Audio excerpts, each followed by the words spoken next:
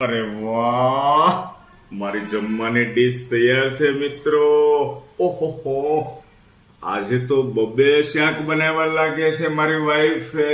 Hello, બબ્બે શાક બનાવ્યા સરસ મજાના. જમવાની મજા આવશે. હે? અરે પણ ભાઈબંધ મિત્રો, અરે હું મિત્રોને સારું લગાવવા કહું છું તે બાપી નાખ્યું આખું. ક્યાંથી આવ્યું છે? આમાં હું કરવું તમને કહું, લોચો મારી જ દેવો.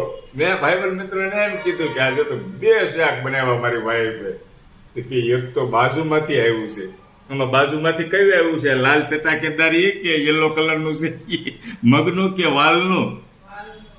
વાલનું. આ સબ્જી બાજુમાંથી આવ્યું છે. શું?